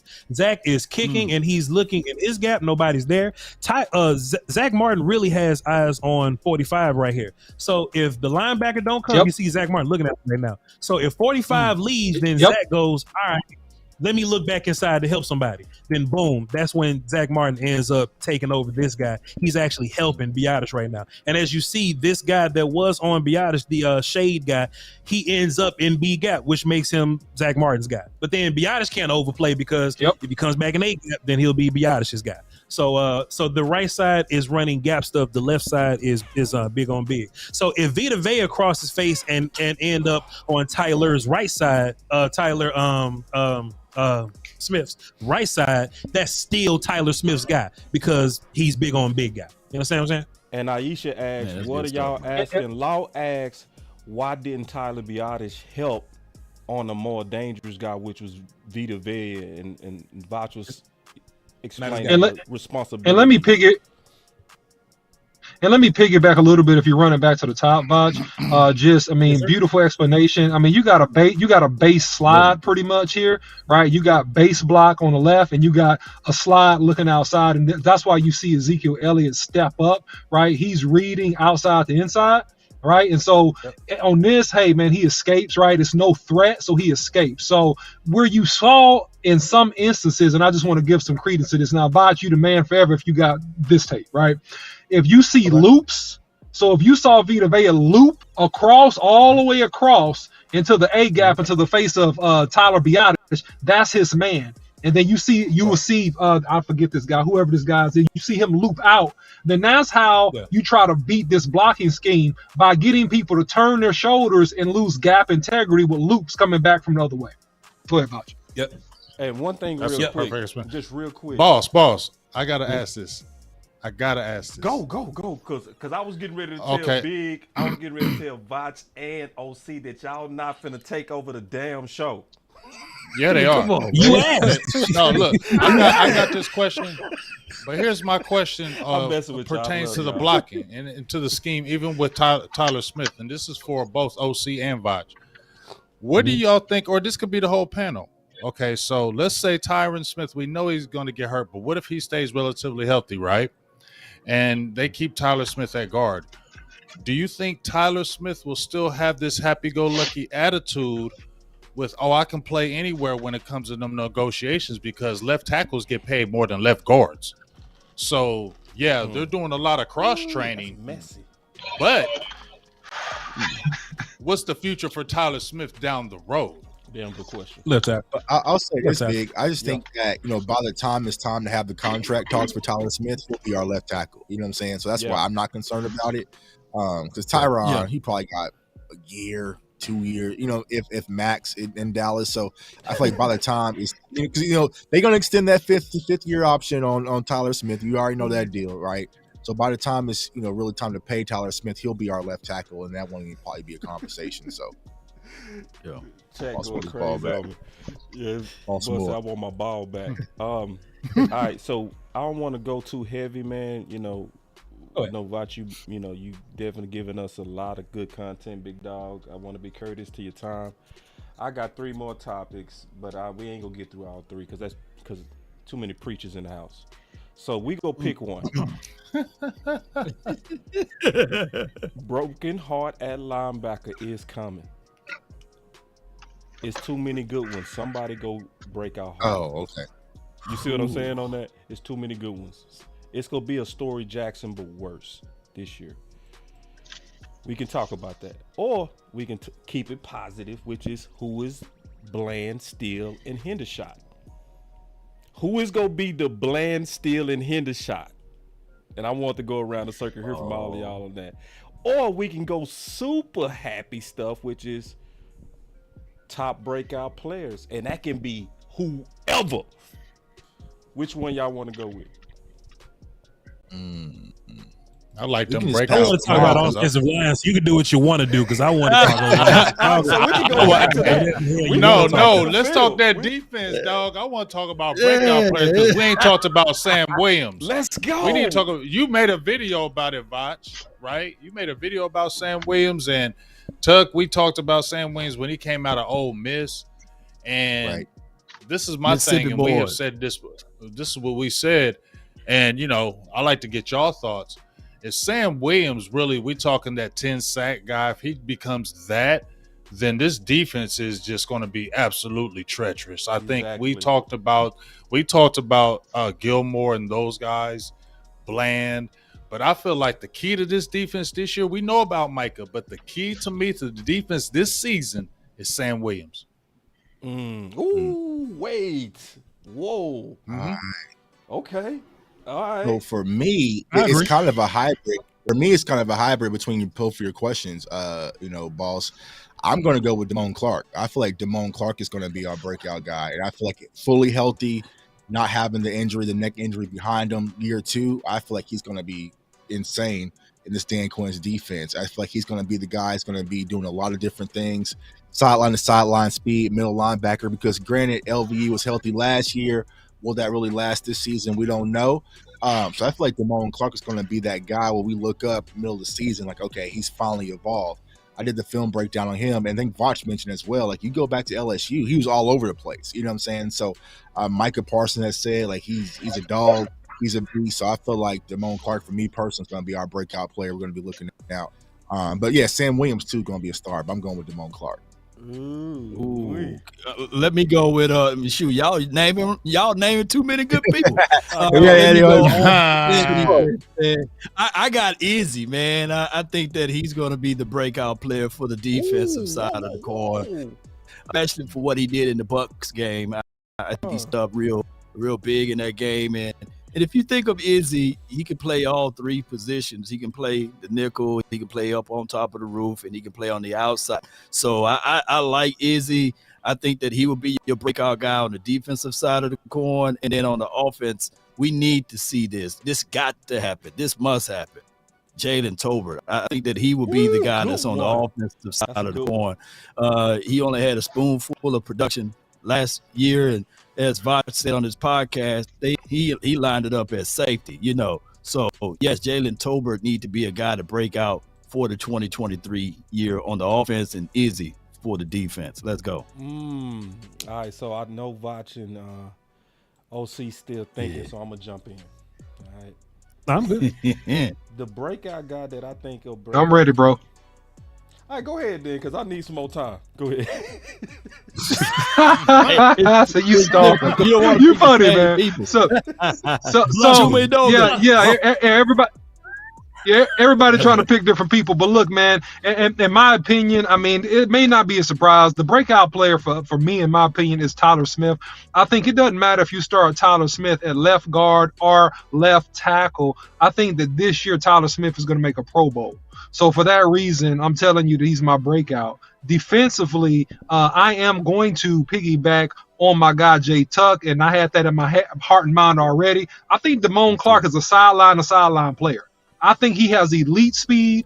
I think that when he's healthy, I think he'll be healthy this year. He's going to make a world of difference on covering ground and giving Dan Quinn the flexibility to have multiple packages, using him in coverage, using him on the ball, off the ball, however he wants to do it, over, under, he can do it all. So I think he's going to show up big for us this season. So, is he your future Mike? I think he is. Yeah. Yeah, he the future Mike. Oh no, Harper. Wait. I hear a lot of people taking some deep breaths over there, man. No, I'm pretty solid. It's gonna be Harper. I'm pretty solid. Well, no, that's hard, bro. That's No, hard. Yeah, you ain't seen Harper. You ain't seen Harper. I'll make the case. I will make the case on you. The leading tackle in preseason was Harper, big dog. Preseason. But that was with a whole But lot he's nice. But I'm just Harper's saying. nice. Then you Harper also nice. talk somebody that's an athletic freak. But 4 speed, 40-inch vertical. But Cox has already been on the table. He's already put it on the table. You already see with him. I don't think he made for that middle. He would do good if they No, put him he's at the more big he's more the weak side to me, strong I side, agree. weak side. Totally. He can trail because he can get those tackles off the backside. Let me get my guy in here. I got 2. You just want to. Voch agrees with me. Y'all took up 28 people. Tell him, now. Voch. You last. Tell him who the key is. Voch, tell him who the key is. What you gotta say, Voch, big dog. tell him who the key to the Go defense watch. is. Who's Sam your Williams. breakout guy? Sam Williams. Playmaker. He made the play. Sam Williams. I'll tell you why. Because the key to this defense, I think, and we've learned this over the offseason, is the small pieces that make it Teflon. You know what I'm saying? Deron Bland being a dude that we can count on. You know, Van Der Esch being a dude that we can count on. They may not be the stars of the defense, but we can count on them, right? And I started thinking about, just watching film from last year. I was like, man, why is Micah Parsons playing so much full-time DN? Wouldn't it be better if he was blitzing from linebacker sometimes and then blitzing from over here sometimes? Why did he play so much full-time defensive end? In my mind, maybe Dan Quinn just couldn't rely on whoever it was playing backside end to deal with the run game stuff when they was running away from D-Law. So in my mind, Micah couldn't be set free being blitzed everywhere because he had to play right defensive end. Now, what if you trust right defensive end? What if you have faith in right defensive end? What if Sam Williams comes in and smokes right defensive end? So now there's no urgency to make Micah play right defensive end. Now Micah can play. If it's in the car for Micah to play right defensive end, cool. But nobody's gonna make Micah play right defensive end, and that's when you get dangerous. When Micah Parsons has the freedom to move all over the place, that's when you're dangerous. So Sam could be the most important player on this defense just because he truly sets Micah Parsons free. Because Dorrance ain't gonna be the guy. Because look, D-Law was over there. They just kept running that Dorrance. That's what I mean by make this thing Teflon. Boy, whoever was playing offense against us, they had a hand. All right, we just gonna go head up against Dan Quinn defense. Get your ass whooped. All right, we gonna run the ball against Dan Quinn. Okay, D-Law right there. We gonna run up the middle. All right, we can't do that no more because Hank's in there. We gonna run to the right. They just kept trying everything. All right, we gonna keep running that Dorrance. That works. We gonna keep running that Dorrance. Oh, we can throw the ball on Xavier Rose now. Cool. We got 2 things we can do. We can throw against Xavier Rose. We can run at Dorrance. That's all they had. Then when Micah became full-time defensive end, that's when they go, all right, cool, we'll just throw the ball at Xavier Rose. So in the attempt to make this defense fully Teflon, Mozzie and Hankins full-time in the middle, plus your other guys, Gilmore at cornerback 2, and Deron Bland is no slouch because they want to throw at him. He'll just get 5 more picks this year. But now when they think to go, all right, we'll just run the ball at the backside defensive end to the left. Sam Williams is there now, who I think was probably better than Dorrance last year. He just hadn't fully earned it. If Sam Williams shows up and he's really a guy you can trust, hell yeah, Sam Williams is the reason. And he's the damn glue that hold this damn thing together. If he can hold down right defensive end like we really think that he can, send Micah free and give him 20 sacks. Ooh, I gotta try him. No, get a war call, man. Yeah, get the war call. Yeah. So y'all made me last on this one. So I'm gonna go ahead and tell y'all my top breakout player. I was gonna pick him. It's easy. Yeah. Oh, you should. Yeah, that is easy because it's so obvious, right? Yeah. Crazy. Yeah, because I'm gonna even go this far. We not gonna at all miss Amari Cooper. The days of missing Amari Cooper are over. And one of the main reasons I picked him, I could have picked a lot of players. I definitely went with him because I've been paying attention to all of our guests. I paid attention, strong attention to all of our guests. I listened to Aisha. I listened to Brown Brothers. I listened to Clarence Hill. Everybody kept going back to the receiver room. And everybody kept praising Brandon. Everybody kept praising his speed. Voch Lombardi. He's going from number one and being a number one receiver to having way less pressure on him, and he's going to abuse that. And because he's on offense, it's going to be a high-profile position, so I think that's why he going to be, even though y'all likely right on your football reasons, right? Because everybody explains excellent football cases of why Sam Williams and his type should be. I just think the glorification of offense is going to make more people hyped up on offense. So I'm going to go with that one.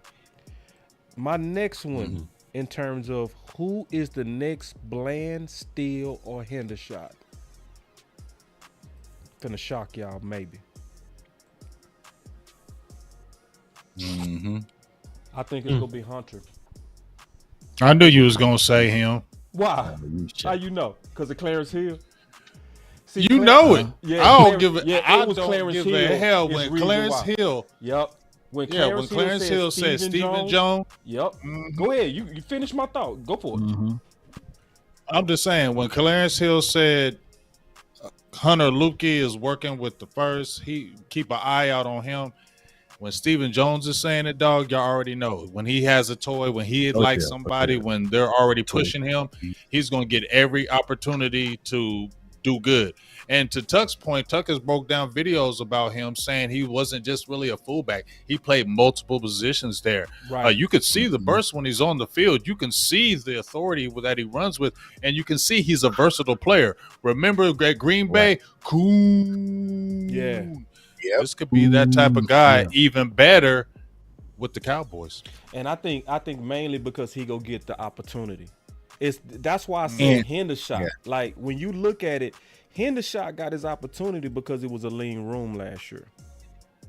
You know what I mean? So when we look at the need for power backs, and it's between you and Jones, who is Steven gonna go with? Oh yeah. So he go get every opportunity. So that's why I say with him. So out of respect, I want to go ahead and get into the final word. I don't want to keep my guests, both of my guests, our guests so long. I just want to be courteous to these guys. I appreciate it, especially now during this period where everybody trying to relax. I really appreciate you, Voch and Tuck, you know, just giving us quality content, man, all the time. Y'all are very dependable. And I'm going to say this, didn't they show out? Didn't they just show out today? Like, come on. Great show. Great show. Yeah. So I'll go ahead and kick off the final word real quick and we'll go around the circle. So obviously, and I'll go after you, boss, because I got to jump off. Okay, big brother. Well, I want to, say that obviously we've had a lot of media guests, and I'm not gonna lie, I like today because Voch and J Tuck are ours. They are brothers. Both of those guys are doing a fantastic job of being representatives of the community. Voch has the volume behind him, which is amazing. You know what I mean? Self-made, started out the mud, killing the game. Tuck has ESPN behind his name, doing a lot of good work, and I just really appreciate just the work that we all doing together. So my final word is, obviously I like all the guests, but I like this show. I think you guys did what y'all always do. Y'all showed out fantastic knowledge, between Voch and the OC. I really want to see that. I could have watched that and just shut up. So that's my I got it. I got 2 more plays. Say, if you want to keep going, big dog. If you want to keep going. I gotta go to bed. Y'all keep going. I gotta go to bed. Okay. But my final word, y'all in Texas time. I'm in Ohio time. Yeah. but my final word is thank both of you, and I appreciate it. And I can't wait till we do some work again. Y'all bet not cheat, everybody, and not hit that like button too. Everybody, y'all need to go to everybody channel, hit that like, subscribe, do all that kind of stuff. But that's my final word, man. Yeah, man. So salute to all you gentlemen on the panel, man. These are, I mean, some of the best content creators in the world, man. Not just for the Dallas Cowboys. So Voch, man, thanks so much for giving your time, man. Continue blessings, man, and much success to you and the volume and everything that you're doing and working so hard on. Man, great job, man, being just an offensive line savant, man, and pushing it forward for the community. Jay Tucker, you know, as normal, man, great work, man, and appreciate all you guys. Law, Big Game James, and my comrade, my numero uno, Boss Cowboy, one of the baddest men in the land, man, producing, doing everything from A to Z, man. So truly appreciate you, gentlemen, and look forward to the season, man. It should be an exciting one for us, and we'll see about a lot of these predictions if they actually came true and how this whole thing shakes out. So it'll be real fun, man. So salute to you guys, and that's my final word. Appreciate that, OC. Appreciate it, man. Salute. Yeah, man. Just bouncing off OC. I thought this was an amazing night because it felt like it was down home. It felt like it was like Boss said, this was back at the crib. You know, like you said, we had a lot of the Cowboys people. You know, we're hearing a lot of the inside, but you know, this felt like, hey, we just kicking in and talking like back in the day. And I think that's what the good thing about it was. Once again, salutes to you, Voch. Like you said, started from the bottom, not really from the bottom, but, you know, breaking down the videos, what you did your thing.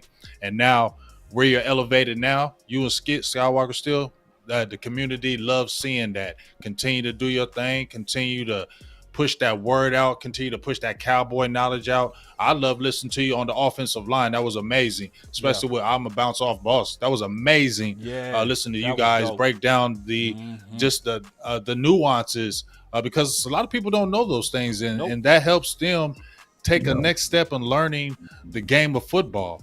So we got to appreciate people that do that. Boss, Law, Jay Tuck, myself, all of us that go out there and try to explain the game. And I just really appreciate both of you guys. Tuck, you know what you've been doing. I love how you've been killing the streets on Twitter, knowing the people, rubbing elbows with everybody. I really love seeing it. Law, my dog, this is just a shout out to the guys that really started this, and I really, looked up watching Voch his videos, sharing that stuff. So it's good to see you really making and doing your thing, dog. So salutes to you, and an amazing show today, and glad you could join us. Appreciate you. And real quick, we do have Sky coming tomorrow. So Sky and Tuck will be back tomorrow. So we're going to continue this. This is the week for the brothers. This is the week to where all the guys that's on the rise, J Tuck, Voch, Sky, all the guys that definitely got good brands behind them now. We get a chance to just fellowship and just talk good ball, and I'm loving it. I'm having a damn good time. Go ahead, Tuck. Yeah, once again, man, thanks for having me on. And it's natural. This is what I love the most about the Cowboys community, that everyone's doing things and achieving success in their own separate ways, right? But at the end of the day, we always come back to the community, because the community is where we all came from, man. So, Voch, that's my guy. Voch was one of the guys who I started watching when it comes to draft content, watching his film breakdown. So I say, let me roll up my sleeves and give it a try. And it kind of led to me getting some new opportunities. So that's what it's all about. Everyone's kind of reaching down, uplifting each other, and rocking together and putting our best ideas. So definitely love the show. Always having a fun time. And I was an all-state left tackle in high school. Y'all can't deny y'all could. You know what I'm saying? Like, Oh, hell no. Yeah, man. Oh, bro, come on, Tuck. I'm telling you. And my football team wasn't no slouch. He was the best in the city, too. You know what I'm saying? You know what I'm saying? Hey, salute to West High. You know what I'm saying? What you call West High, I was out there. I had no idea what I was doing. I asked my left guard every play who I blocked. He told me what number to get. Let's go get him. Man. It's all fake news. It's phony stuff. It didn't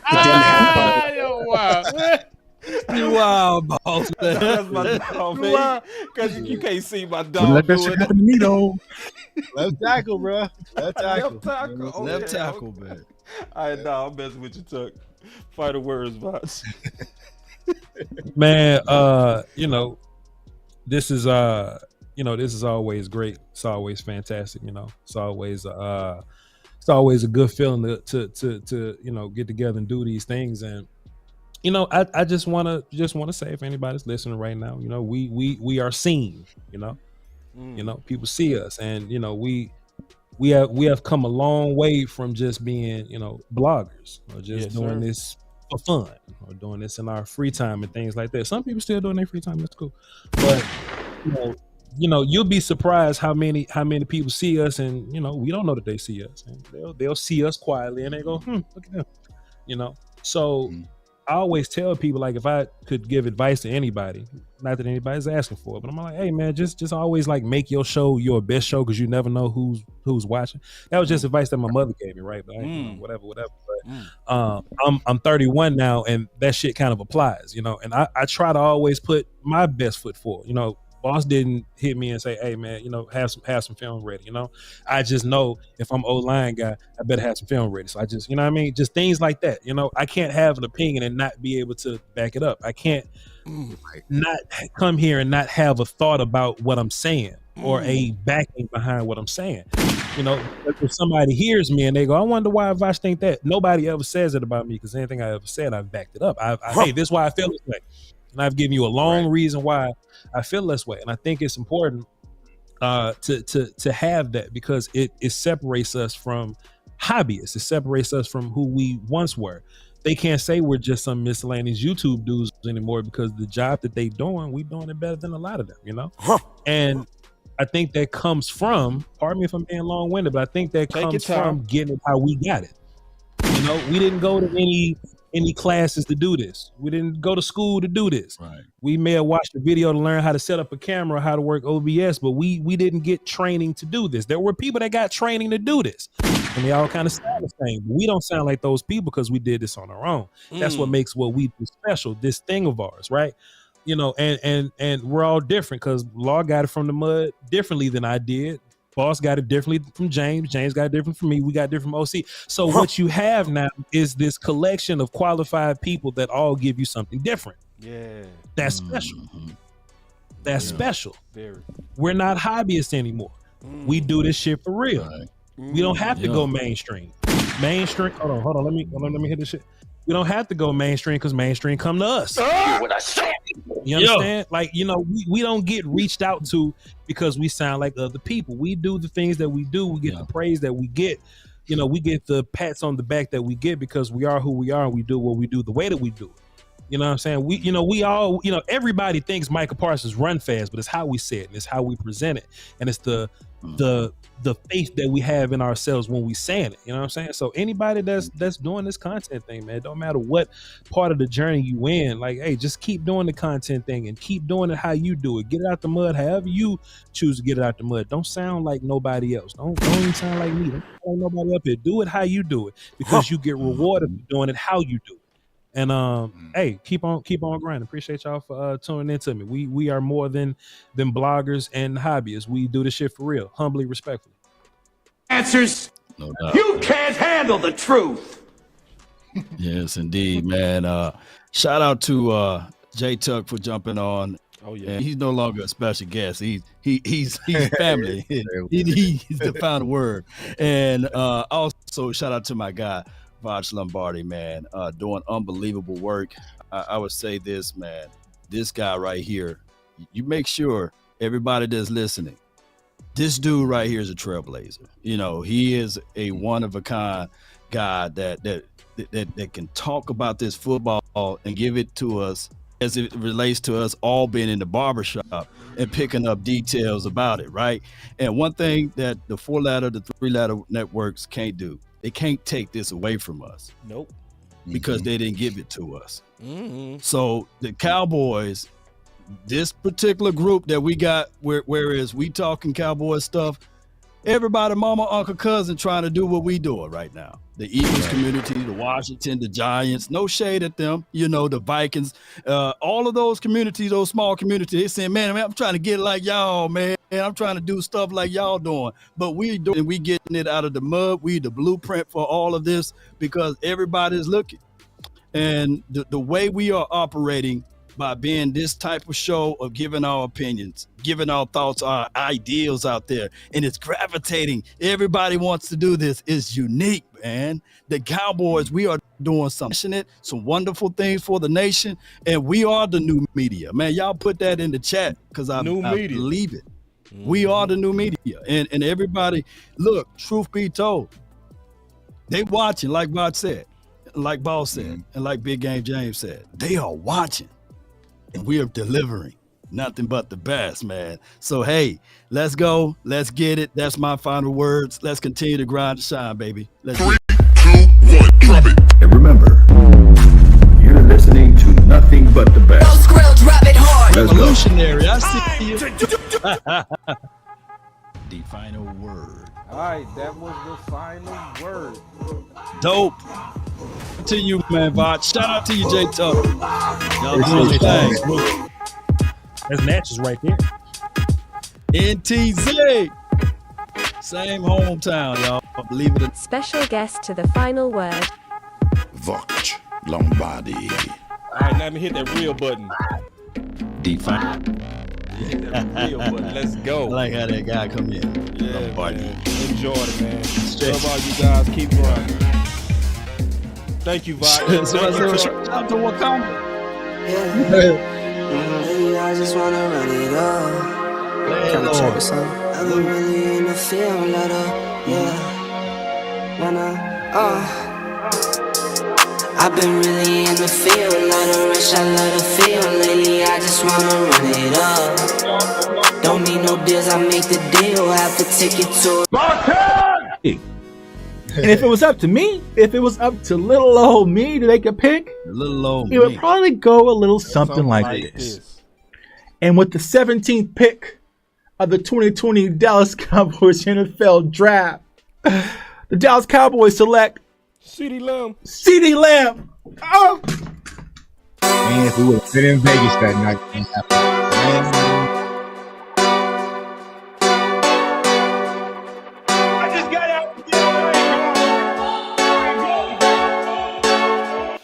I will move down. The smart thing would be to move down, but the Cowboys historically don't. Boss could be a trade down here with Justin. We got to trade. We got to trade. We got to trade. I said this is the place to move. We were just sitting here talking Justin Fields. I said it loud and clear. This is the place to move down. go hard, or go home, go home, go hard, go hard, or go home, go hard, go hard, or go home, go home, go hard, go hard, or go home. Touchdown like the end zone. When the circle to the my home, can't get me out of my zone. Go hard, or go home, go home, go. I love Parsons as a rush defensive end, right? If you draft him and you put him on the end, turn him into another DeMarcus Ware. Let him rush the quarterback, get upfield, and create damage to the other opposing offense. We got the pick. Man, here it is. We got the pick. Yeah, this gotta be Parsons. Like, Parsons the best player available. Go home. Yeah, these championship rings on my hands now. In my head, I'm top 10, yeah, that's hands down. The squad, nigga, looking man down. Funny how foes turn to friends now. So the Cowboys just selected Jake Ferguson with pick 129. Hey, I'm good. I love the pick. I love the player. I know that a lot of people will say that this is probably a reach. This is about where I had Jake Ferguson. Really solid player from Wisconsin. He can do all of it. He can block. He can run routes. He can actually make people miss in the open field. Never race car like a target. I'm caught filling up. I need product again. Treat the business like a playground. Might slide on you. Do me wrong, might slide on you. Do a backflip cause I'm mad rich. I'm the definition of what that is. Go hard, or go home. Go home. Go hard, go hard, or go home. Go hard, go hard, or go home. Go hard, go hard, or go home. Touchdown like the end zone. When the circle turn to my home, can't get me out of my zone. Go hard, or go home.